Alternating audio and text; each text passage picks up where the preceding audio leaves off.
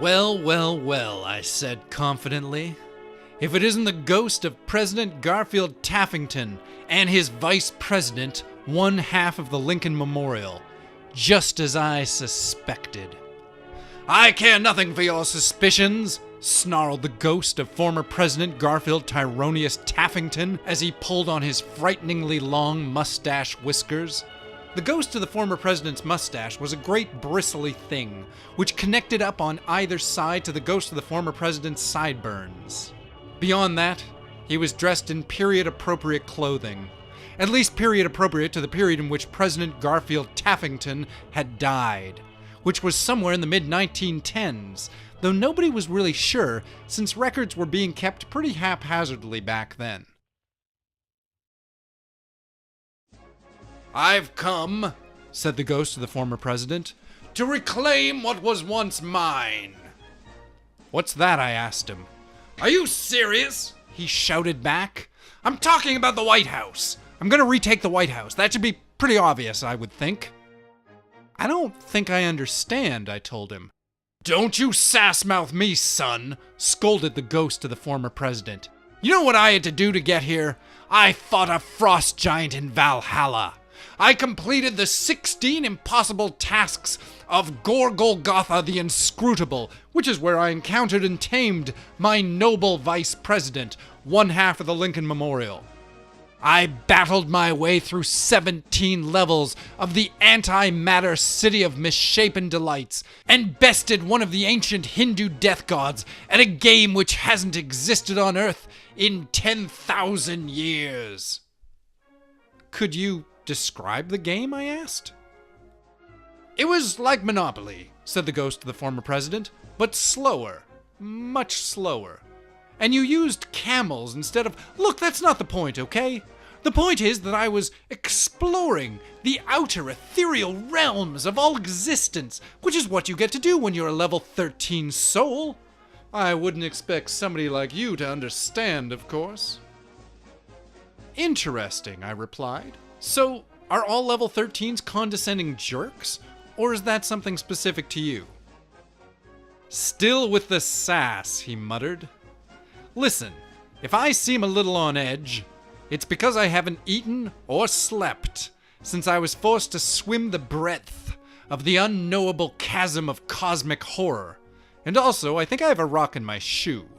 But look, what are you doing here anyway? And why were you suspicious that it was me who was going to just randomly manifest here in this specific spot of power, the chemical weapons manufacturing lab in the 3rd sub-basement of the Pentagon?" "Well," I explained, "I'm Anonymous Cubed, and I'm a private eye.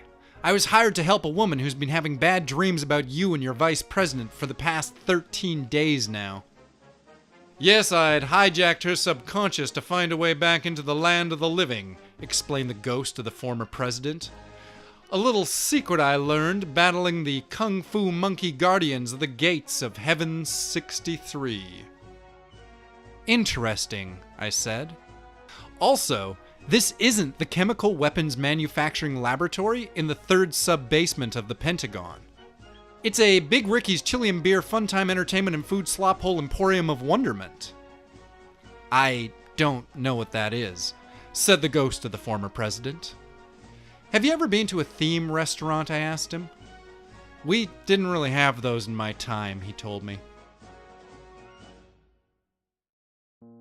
"Okay, well," I said, "it's like a place where you bring your kids, and there's a bunch of cheap food, and everything's made of hard plastic and is oddly sticky, and there's a bunch of semi-robotic puppets who put on a song and dance show while you eat.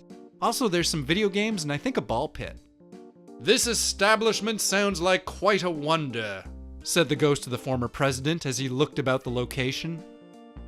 "Honestly, this is the first time I've ever been inside one of these places," I admitted. "I don't have a family or kids or an ironic appreciation for this sort of retro kitsch scene, so it's not really my kind of joint." "Well, I'm still confused as to why Jessica Clark's subconscious would have manifested me in this location. I could have sworn her strongest childhood memory of me was when she had invoked my name in a prayer after losing her way during the Pentagon's one and only Take your daughter into restricted zones at work day. Jessica Clark, I asked. Jessica Clark, confirmed the ghost of the former president, who lives at 1855 East Brook Street. Yeah, there's your problem, I said. You've been manifesting in the dreams of Jessica St. Clark at 8122 West Brook Street.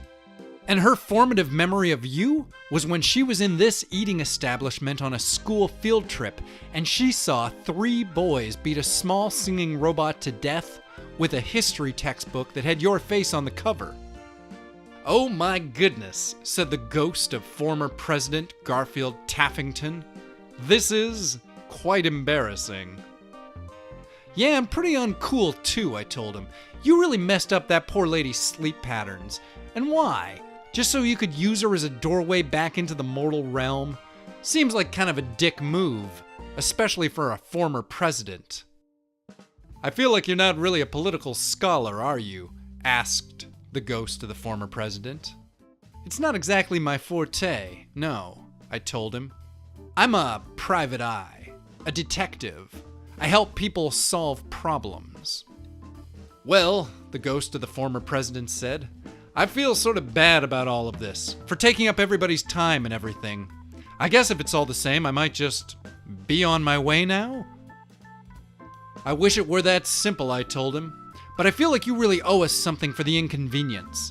I don't want to bring the law into it or any other unnatural pressures, but I do feel like there's a wrong that needs righting, and you're in the best position to do so. I'm not really sure exactly what would make this better, said the ghost of the former president, checking his pockets. I have an eternal shrieking spirit plucked from the core of a dying star. I don't think we want that, I told him. How about a diamond enclosure holding the queen of a species of super intelligent wasps? Pass, I said. A Supreme Sub Sandwich Shop gift card with $130 on it? And we're done here, I said, plucking the gift card from the former president's ghostly fingers. Cool, cool, said the ghost of President Garfield Taffington, nervously checking his watch. Look, this whole thing has put us way behind on schedule, so we should really just be, getting out of here now, if that's okay with you? We're all good here, right? Everything's fine? Yeah, I said, slipping the gift card into my jacket pocket. We're good. Right on, said the ghost of the former president. Come on, Vice President Half of the Lincoln Memorial. Let's get out of here. Word, said Half of the Lincoln Memorial. So I took the gift card and went and bought myself a meatball sub. And then I went down to the art gallery, where I picked out the meatballs and fed them to a friend of mine, this cool, one-eyed seagull who's been hanging out around there a lot lately. The rest of the sub I ate myself, while my buddy gobbled up the meaty spheres. I thought we were friends anyways, right up until he took a chunk out of my finger as I handed over the last of the meatballs. It was one of those unexpected moments of violence that throw off your whole day. He didn't say anything about it either, just finished off the lunch and then took off into the sky, pooping into a baby carriage as he went. I took the long way back to Jessica St. Clair's place at 8122 West Brook Street, where I delivered her the gift card and as much of an explanation as I could muster. I could tell she wasn't specifically impressed, but I'd warned her that we might be in for an unimpressive outcome when I'd first taken the case. She asked me if I wanted to come in for a drink, but I had to decline, just because I remembered that during our initial meeting, she'd intimated to me that her 2 favorite hobbies were collecting rare poisons and putting poisons into drinks. Given those circumstances, kicking back to enjoy a random beverage with Miss St. Clair just didn't seem like the most prudent of my available paths. Instead, I bid her adieu and got the hell out of that neighborhood. It had been a long, confusing day, but I felt like at least some good had come out of it. I remember hearing later in the news about some sort of terrible scene unfolding at the White House, but as I said earlier, I'm not really much for political stuff. Hell, I'm not even from the USA. I'm Canadian. But that's not really the point. The point is that I'm Anonymous Cubed, and I'm a detective. These are my cases.